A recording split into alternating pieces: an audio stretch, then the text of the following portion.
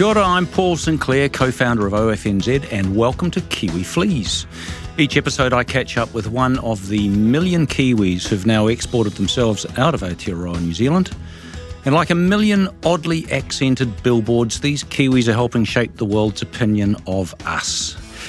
While some would say this is a brain drain, I aver more to seeing our expat population as a brain gain, working in our favour, but perhaps just waiting to be better tapped into. Wherever you sit, this is one question I'm now exploring, one unique New Zealander story at a time. Today's Kiwi flea swapped New Zealand for the UK in 2000. Cast your mind back. In 2000, a beer in New Zealand cost $4. Or for our UK listeners, that's about half a p. A leg of lamb cost $20, which would now almost buy you a lamb chop. Our Prime Minister was Helen Clark, and our country was wildly and weirdly celebrating surviving surely the single limpest technology damp squib moment in our country's history, the Y2K millennium bug. Today's Kiwi Flea is a global keynote speaker and author, leadership and culture coach living in Britain but working right across the UK and Europe.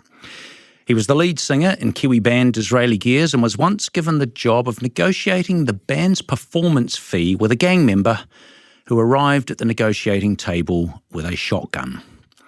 He's also a surfie who launched his own surfwear brand called Wave Native, and he's now the founder of the new P&L Brand Purpose Institute and host of the new P&L podcast, which sits in the top 5% of podcasts worldwide and is listened to in hundreds of countries globally. He consults, he coaches, and he helps guide some of Europe's most respected brands, sharing his love of principles and leadership. Paul Spiers, welcome to Kiwi Fleas. Thank you very much. Kia ora, nice to be here. Nice to have you here. Hey, we're going to spend most of this, what I'm calling a fireside chat actually, talking about what you've been up to since leaving New Zealand. But I do have to ask, what I want you to do is something I ask all of the Kiwi Fleas, is to cast your mind back to a time, ideally when you were living in New Zealand, and remember the moment that you laughed harder than you've laughed ever before. Where were you? Who were you with? And what were you up to? So you touched in the intro on Disraeli Gears, and from about 1986 to 1992, roughly, that band existed. And the other musicians were Chris Creswell, Drew Creswell, his brother, and Ance Farrell, who subsequently made a very successful life for himself overseas as well in the Kiwi film industry, and sadly has passed away since. But for those sort of 6 years, we toured New Zealand and we played music in some really crazy places and had some really amazing experiences together and really bonded as a result. And there were lots and lots of laughs when I look back through that whole period, and it became almost a parody. I think lots of young bands are a parody of Spinal Tap and all of those other hilarious movies from the 80s around rock stars touring. And I remember one specific example. We were in a small pub in Taupo, and I think we'd just come off the end of a tour, or we might have gone up there for a specific set of gigs or something. But anyway, in the last night, Ance, who was on the drums, he decided he wanted to do one of those finale drum solos where you stand up on the drum stool and smash your drums from a standing position rather than a seated position. So I don't recall what the last song was. It was probably LA Woman, because we always played that last. And Ance got up on his stool and proceeded to smash the cymbals, and then fell right through the drum kit, right over the front of the stage. The drum kit went flying everywhere. And although it sounds cliche and it sounds a bit trite, actually it was hilarious to be there in that moment. And both Chris and Drew and I were all roaring with laughter. And it may not seem incredibly hilarious in itself when you were there in that moment, and with all of the context of that band and the things we did and the things we went through, it was certainly a moment that we couldn't stop laughing at. And one I presume you've also relived a number of times with the rest of the band as you've got together over the years. Yeah, absolutely, absolutely. Paul, I've also read that I've read you had a life-changing experience as a boy. So I'm going to ask you another question, actually, casting your mind back before you left.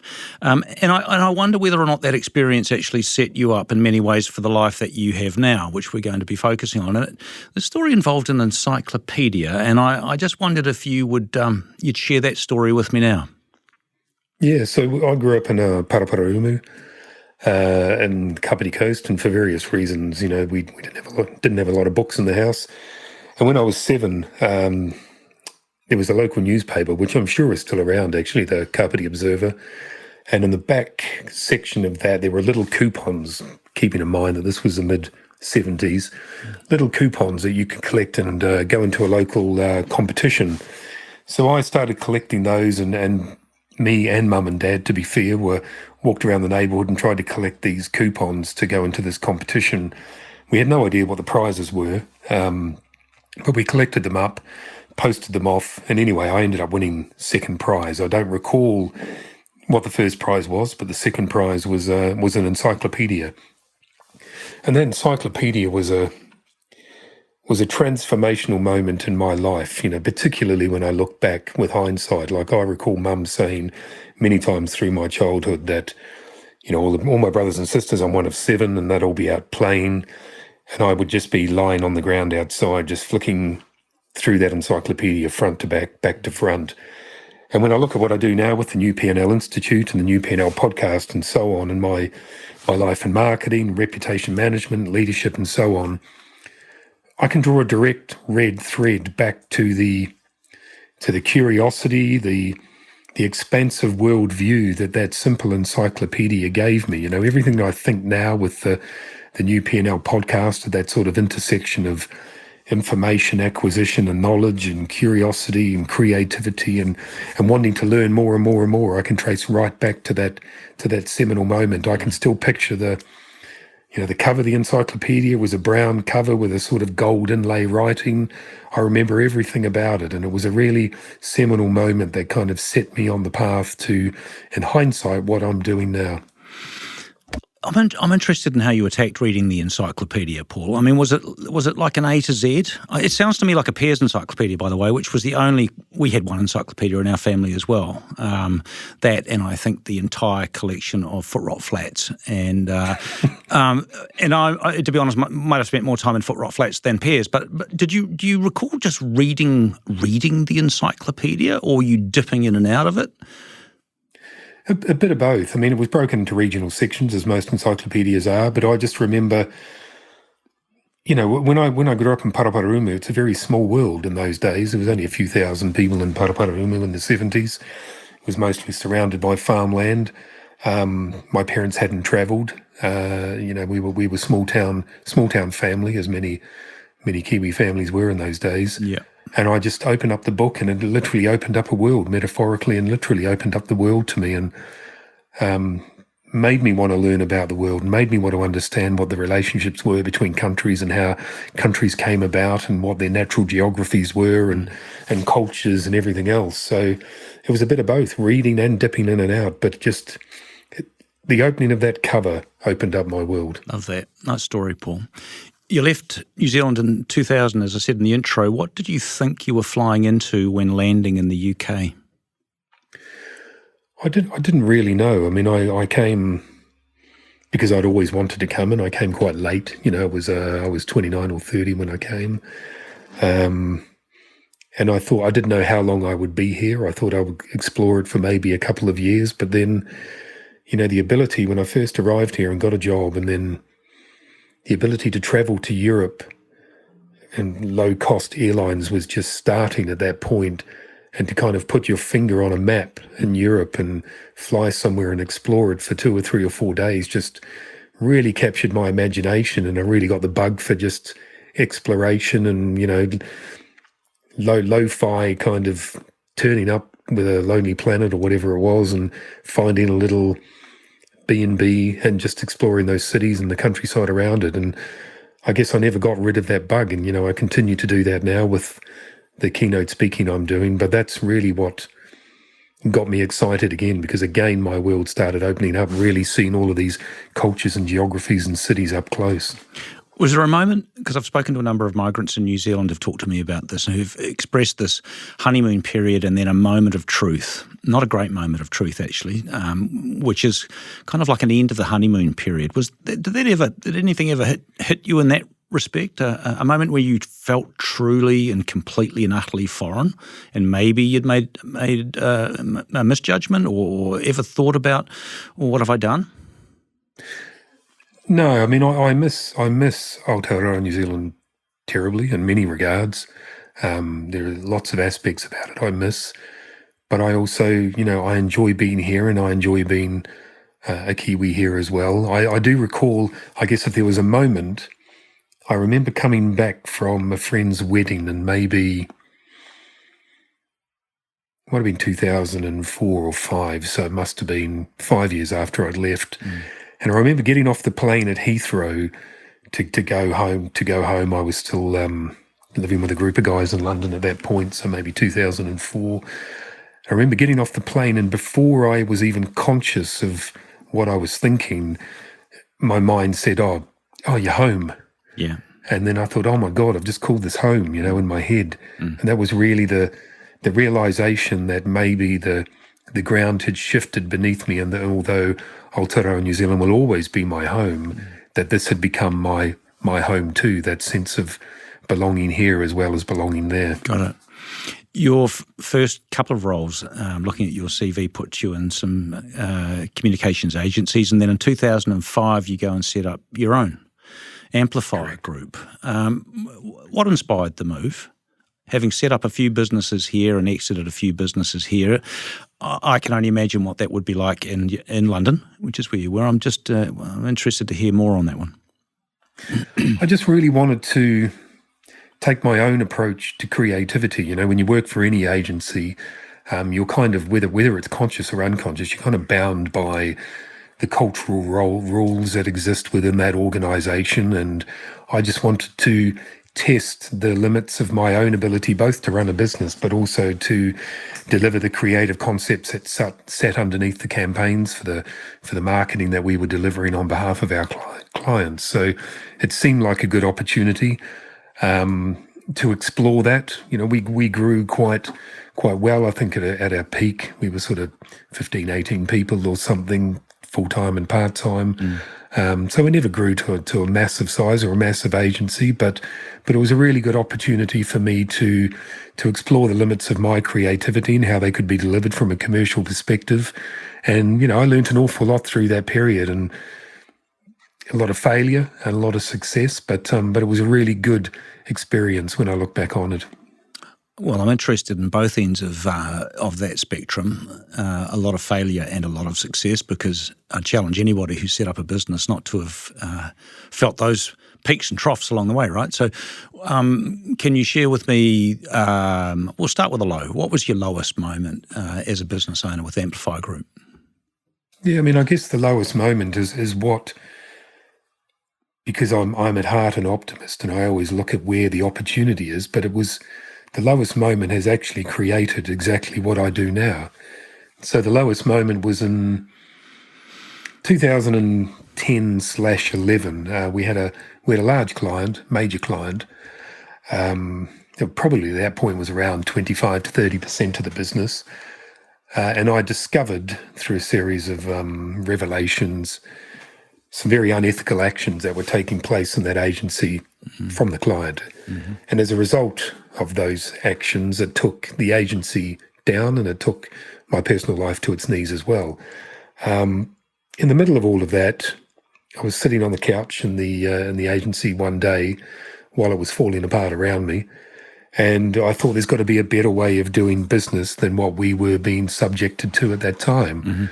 And the idea came to me for a new P&L. So P&L being traditionally profit and loss, and I thought there's got to be a new P&L, one based on principles and leadership, not just profit and loss, because I felt at that point that if those foundations could underpin a business, a new P&L, principles and leadership, then everything else should follow positively, and it should have a positive impact on the bottom line. But I didn't know what the vehicle was for that idea. I didn't know where it would go. I just knew it was an idea, and I wrote it down in my little book of ideas along with the thousands of other shit ideas I have. And I held on to it for about 5 or 6 years while I sort of rebuilt things and rebuilt my career and so on. And then in 2019, I was speaking to someone, having someone for lunch, mate of mine, and he mentioned he was launching a podcast, and something just clicked in my head, and I thought the idea of the new P&L and the podcast would maybe that was the right vehicle to deliver this idea. So I dipped my toe in the water with a couple of episodes at the end of October 2019. Then COVID hit in 2020, and all of a sudden everyone's focus on purpose and principles and values in business came to the fore, because we saw through the early stages of COVID the differences between some organizations espousing of those values and principles and their actions that were in conflict, and others were completely in alignment with their values. So the podcast just took off, grew exponentially globally. Off the back of that, I launched the new P&L Institute, which is a research and culture consultancy focused on leadership.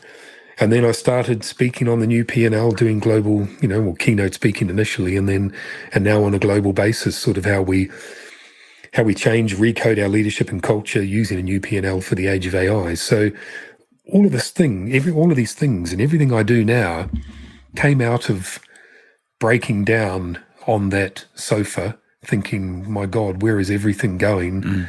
This agency's falling apart, and my personal life was falling apart as a result. So something really great came out of that, and it was a real lesson for me that if you're curious, and if you recognize serendipity and opportunity in everything, failure or otherwise, that sometimes some really amazing things can come out of it, but it may take time. It took me 5 years to find the vehicle to deliver it, but you've got to hang on to these ideas and you've got to revisit them. Yeah, an overnight success in 5 years.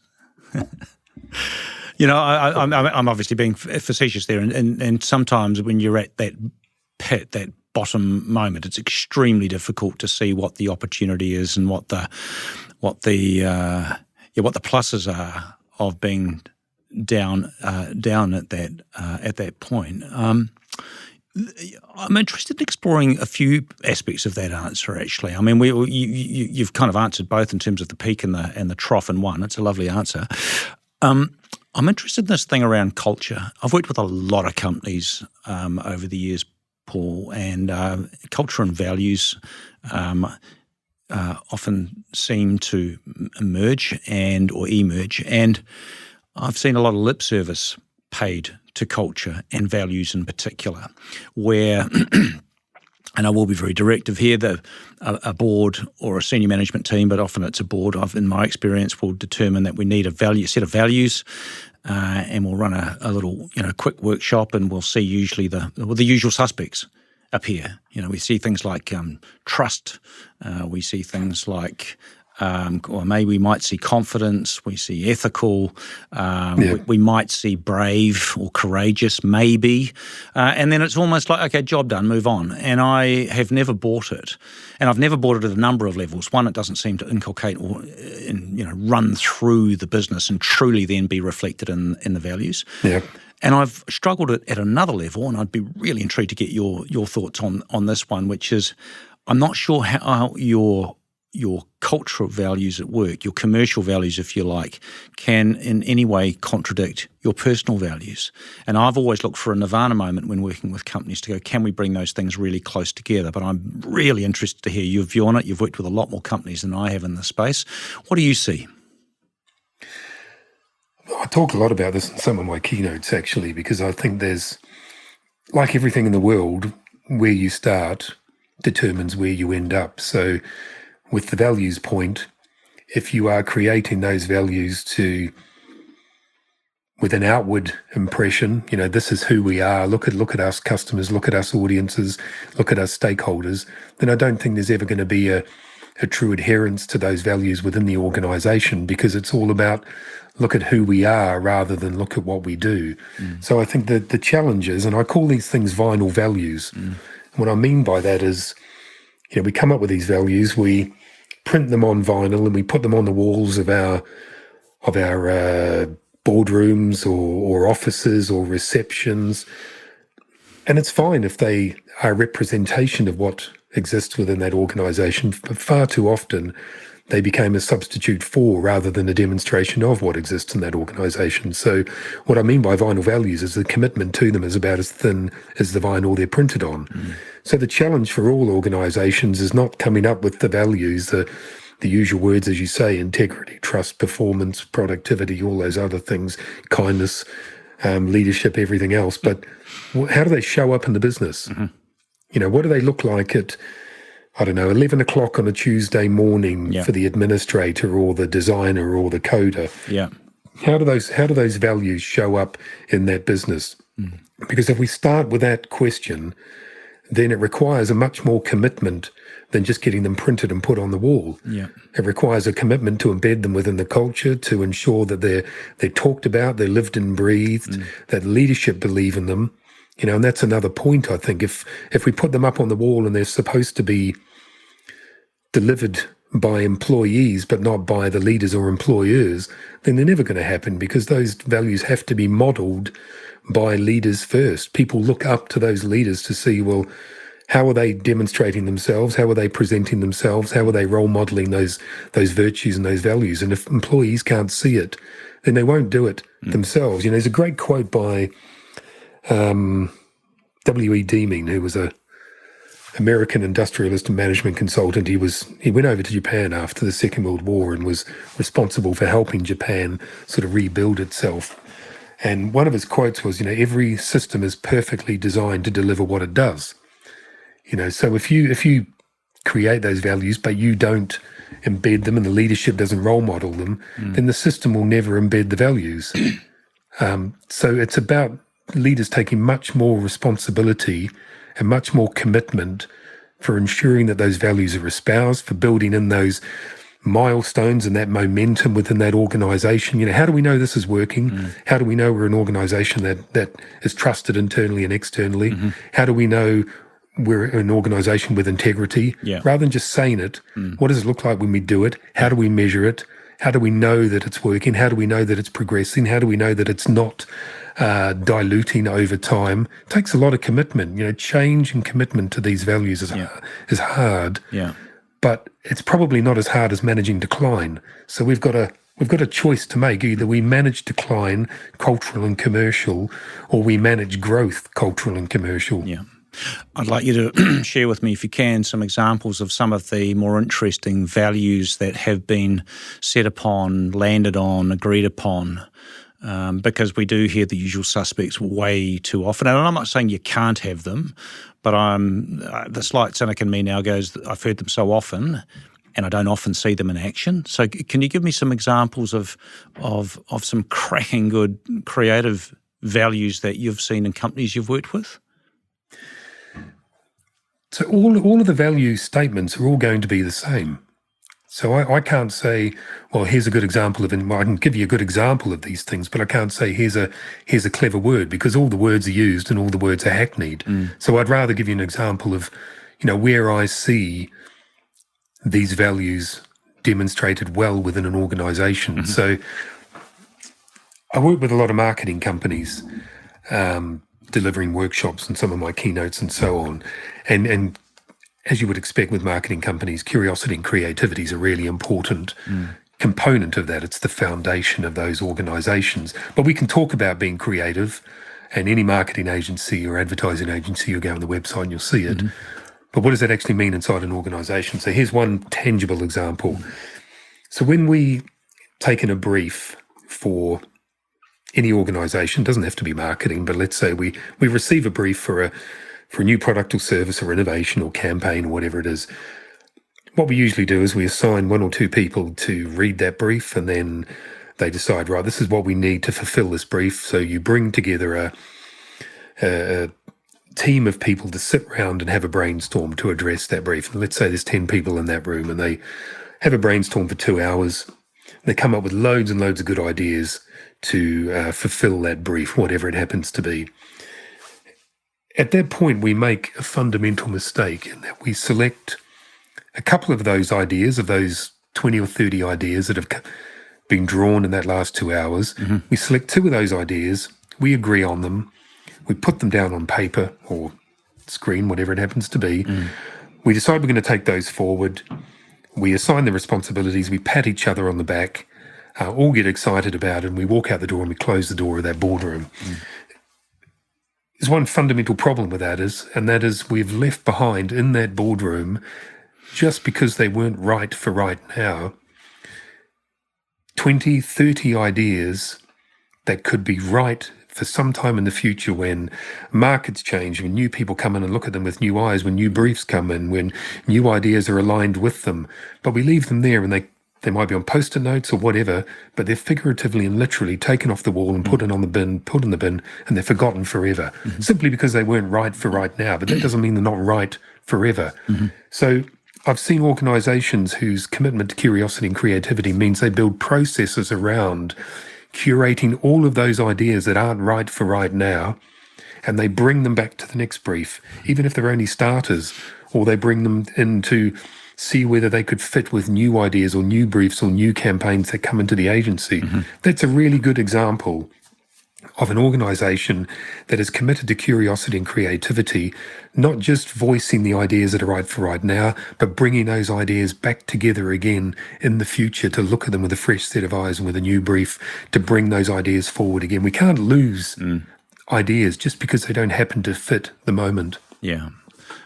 I've seen you talk to this reframing of relationships between leadership culture, technology and innovation, and the rise of AI and all of this, which we're obviously in the middle of a tsunami at the moment, an AI tsunami. What are you seeing in this space, the AI space in particular? Panic in some regards. There's a fear.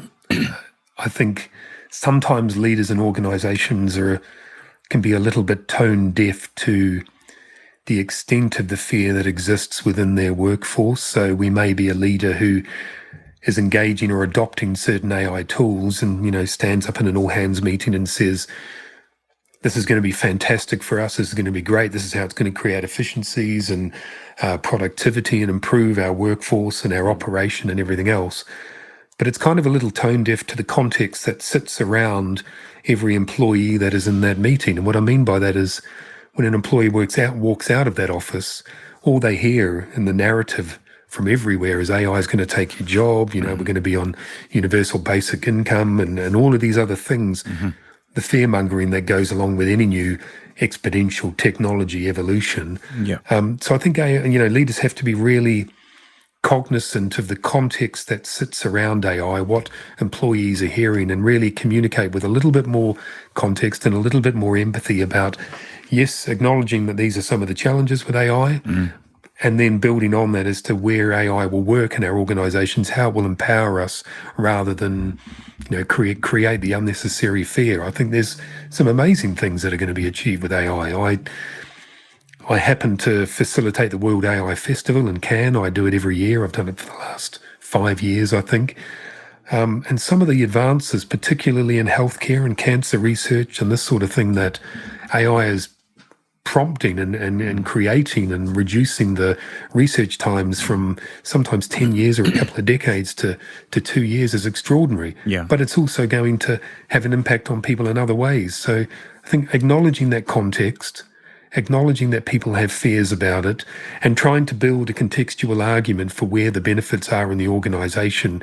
But again, really thinking about what organisation are we trying to create with AI, stripping it right back to the fundamentals, because I think what's a misunderstanding is AI is not just another tool. It's not, just another piece of SaaS software or a CRM thing or whatever. It's not just another tool you plug into your organization. It's going to, I think, fundamentally rewrite the rules of business. So rather than seeing it as a tool to plug in, what does our organization look like in the world of AI?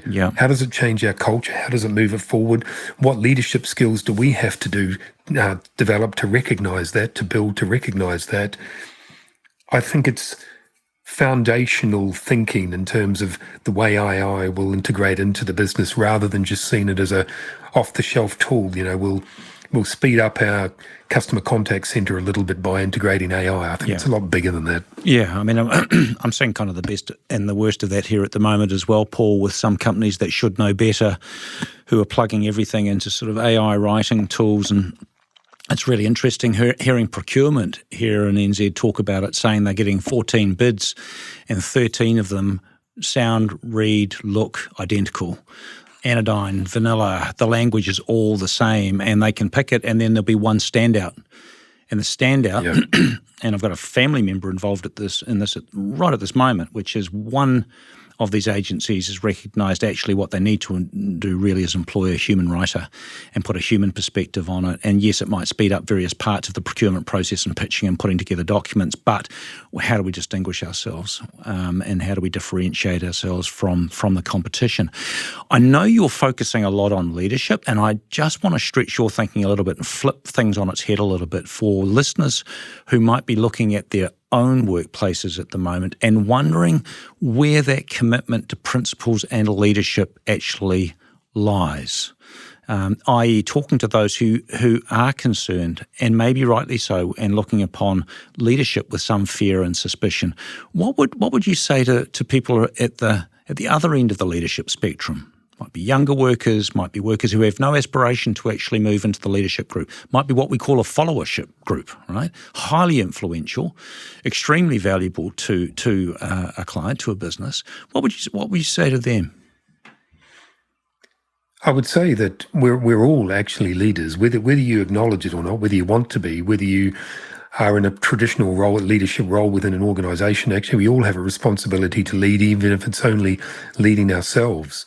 One of the key pillars I often talk about in my keynotes is pillar 1 is self-aware leadership. And that's about how we take a better, stronger look at ourselves and where our strengths and our weaknesses are and what we need to do to work on those weaknesses, not to necessarily lead better, but just to be better.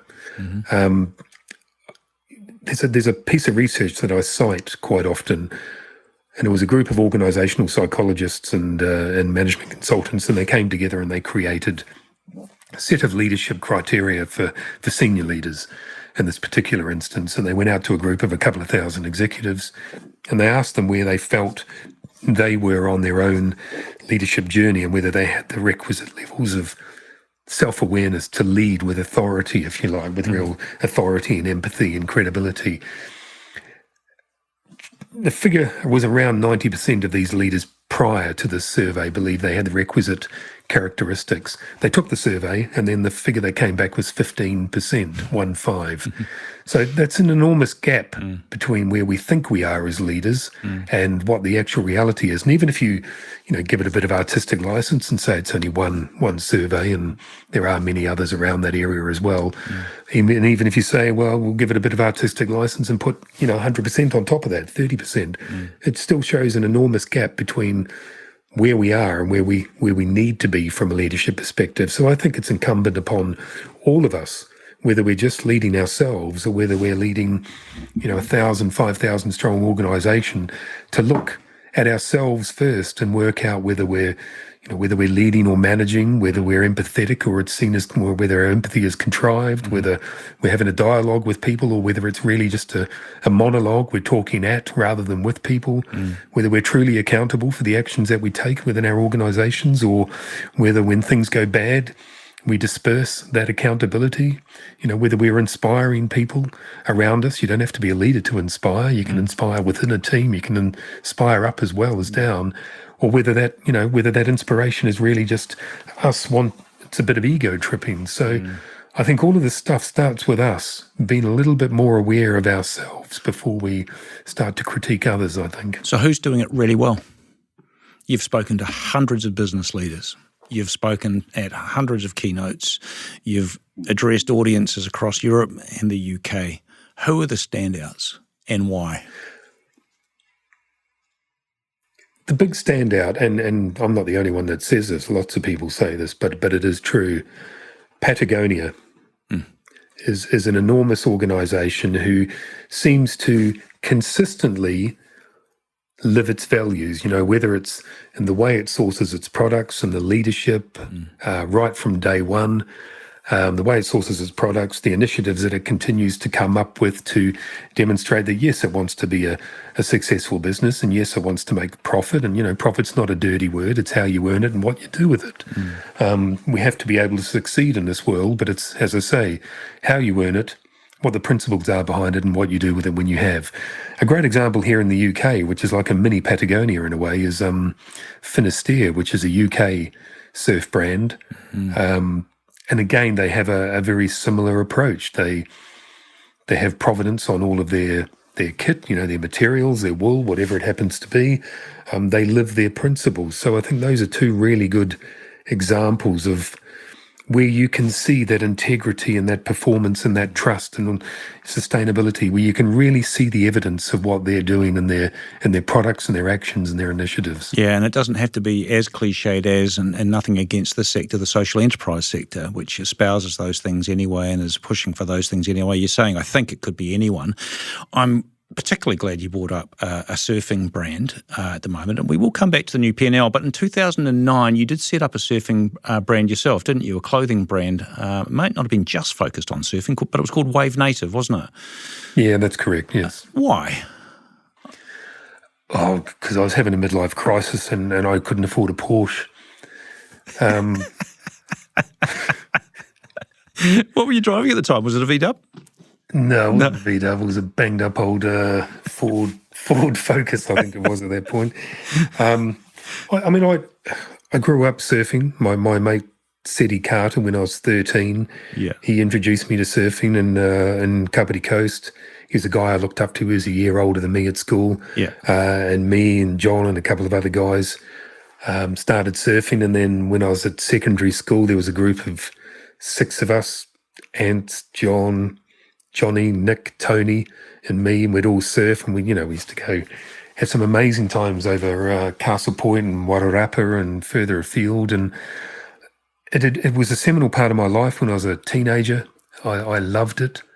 I stopped surfing when I was about sort of 26, 27, then I came to the UK, and I didn't really surf for, 7 or 8 years over here, and then had kids and was starting to teach them to surf, and that kind of prompted my desire to get back into it. And so I was being a bit facetious with the midlife crisis, but it kind of was in a way. It was a feeble attempt to get back to a period of my life that I really thoroughly loved. It was such an important part of my life. I can still remember the first time I surfed a green wave, took the drop. It was in Lyell Bay. I can still picture that moment when I moved from white water to the green wave when I was 13 or whatever it was, and I still surf today. I've got back into it. I still surf with my kids today, and I love it. The brand failed for a whole host of reasons. But I've got enough stock left that no matter how fat or thin I get for the rest of my life, I'm always going to be clothed. So there's an upside. Going back to the optimist, there's an upside to everything. Ironically, my son has now, Sam has now taken some of the stock and is trying to rekindle the brand, because I think the essence of what was a good brand was there. Yeah. But I wasn't close enough to the surfing world at that point, and that was a real lesson to me that you've got to understand your market intimately. You've got to really live and breathe it. And I was trying to use the creation of a brand to get back to something that I wasn't yet back to. And if I was doing it now, I would have a very different approach to then, simply because I wasn't in the middle of it. You've got to have that purpose. You've got to have that passion. You've got to live and breathe it. It was a real salient example to me of trying to dip into something where you're not really where you should be. Yeah, I've got a slightly different theory on it, Paul. I was in the UK in May, and I went for a swim in the sea while I was over there on this trip. And after the first responders had revived me, they said that the water was like minus 50 degrees, and that I was, and I'm just trying to remember the quote. It was something like, "You're an utter Antipodean idiot." My kids took heaps of photos, And they said that I'd basically blacked out after about 30 seconds, and I was only up to my ankle. So I'm just wondering, like, whether or not you set this brand up and you were actually like kind of like an ice block.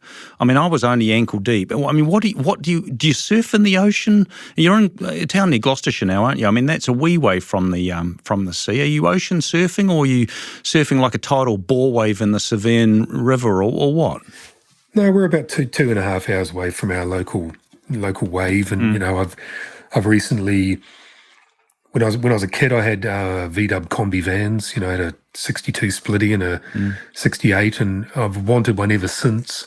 I sold the second one when I was about 22, and I've literally just invested in an old T5, sort of mid 2000s T5 to get back into it and go down there with the boards on top again. So stay overnight. You know, we're much easier than setting a tent up. So yeah, I'm right back into it. You can get some lovely waves in the UK, 2.5, 3 hours away from here. So, what sort of a wetsuit are you in? I mean, like, you're in sort of a 15 or 20 in the mil winter, thing? I'm in a 4. I'm in a 5.4 over here. Right, yeah. okay. I've also heard you speak about this connection between music and surfing. Quite a deep connection. Are you able to give me a couple of minutes on that? Just what is that for you?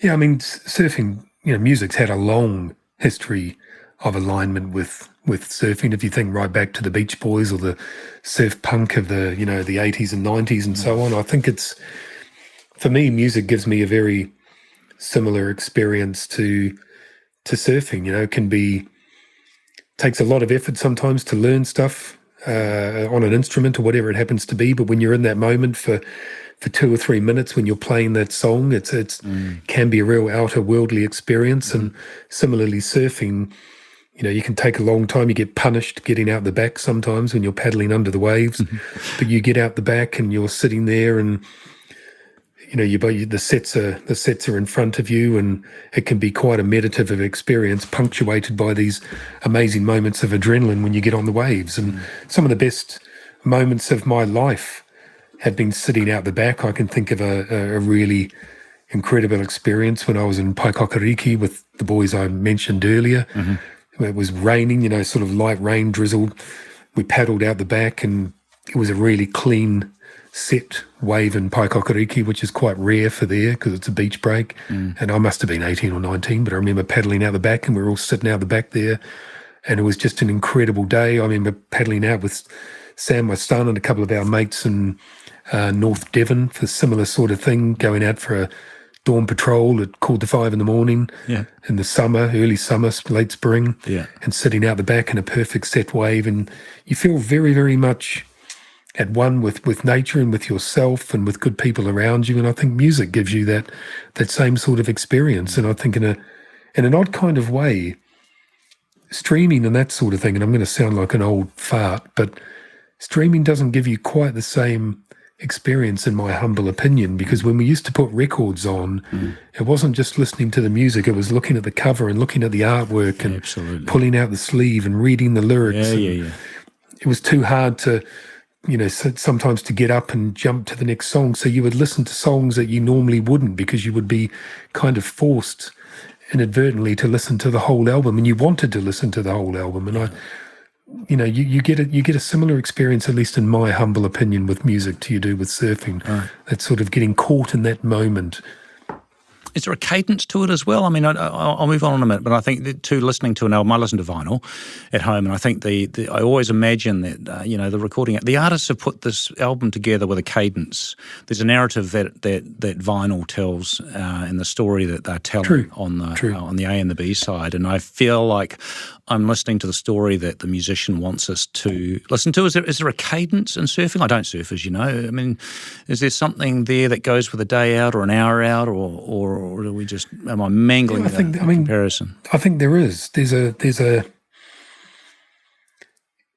process of which being on the wave is a small, that's the reward, but there's a whole cultural thing built around it. You know, you get, for me at least over here, you get the wetsuits out of and the boards out of the shed. You take them out, you see that the boards are all right, you screw the fins in or lock the fins in, whatever. You wax the board, you put it in the board, you drive down, you're with someone, you chat and tell, stories about surfing. Usually half of them are lies, but nevertheless it becomes part of the conversation. You get there, you look at the surf, you think of the cold, you pull on the wetsuit, you get warmed up, you paddle out, you get battered by the waves, you get out to that back, you get those punctuations of catching that wave, you come in cold or freezing, you towel yourself off and get your cooker out and make a coffee or whatever and sit there cold watching the waves again. There's a whole cultural thing that's built around it, and I love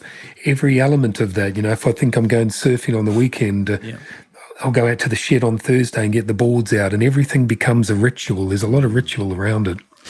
Speaking of culture, Paul, I understand that you've recently had some te moko work done on your legs, and that you are looking at and exploring your Māori heritage. I've seen a photo, for example, of an amazing-looking tattooist, I think, that you've found in Bristol, who's helped you with that work. Are you comfortable sharing anything with us about that, what you're doing from afar as well? I'm interested in I guess, the exploration from a long way away.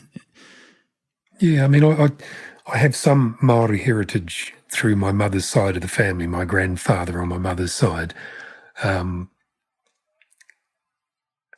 He, for various reasons, and for lots of very fair reasons, when I look back at his life, he wasn't as committed to it, perhaps, as he wanted to be, or felt he could be, or needed to be. So it's been largely left to my cousins and whānau, my generation, to explore that side of the family. It's been an interesting journey for me, being over here in the UK and exploring that back in New Zealand, and building relationships with my wider family in that regard, and exploring our tupuna, our ancestors, and understanding, I guess, the whys and wherefores of why Grandad decided to not perhaps embrace it the way he did, and that requires a very nuanced understanding of him as a character and where New Zealand was at that point as well. I think that's a really important thing to acknowledge. That there were several generations that were struggled with that in one way or another. But I've loved understanding my whakapapa, learning more about it, visiting the marae and Awakura and Taranaki, where that side of the family is from. I don't know where it goes from here for me, being in the UK. It's something my children are very proud of as well. And it makes it's an important family history for them to learn something that, they've been to New Zealand too a couple of times, but that whole sort of the Maori side is unfamiliar to them. So it's been an interesting exploration for them as well to learn about that side of the family. It's something very personal to me, and it's taken me a long time to understand the wheres and why-fors, and to get that history out. But it's been a really, really,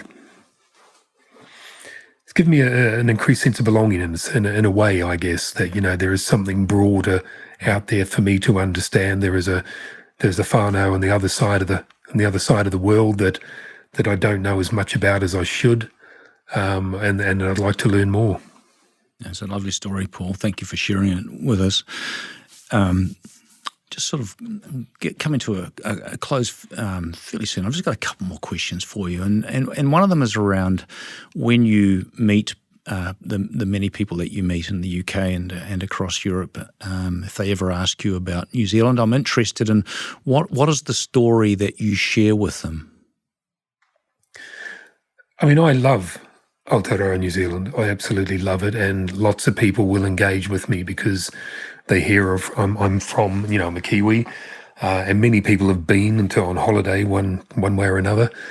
And I'm always so proud when they say, "Oh, we loved it. It was our favourite place that we went to. The people were so kind." And it really makes me very, very proud that my fellow countrywomen and men are delivering such an amazing experience for the people I meet over here.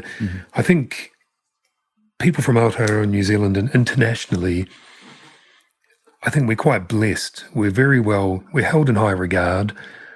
There's obviously those massive cultural things like the All Blacks, which is everyone's reference point, Lord of the Rings and all the other cliches, but they do all help to build a perception and a brand of New Zealand. It's a nice thing to have, and where we're seen in the UK and Europe as hard workers and as fairly laid back people and friendly people, and I think we have an amazing brand internationally, and I do wonder whether we do enough to promote that. We have an incredible network, which is in part, I guess, what you're demonstrating through Kiwi Fleas, that there are Kiwis doing amazing things under the radar all around the world. Yeah.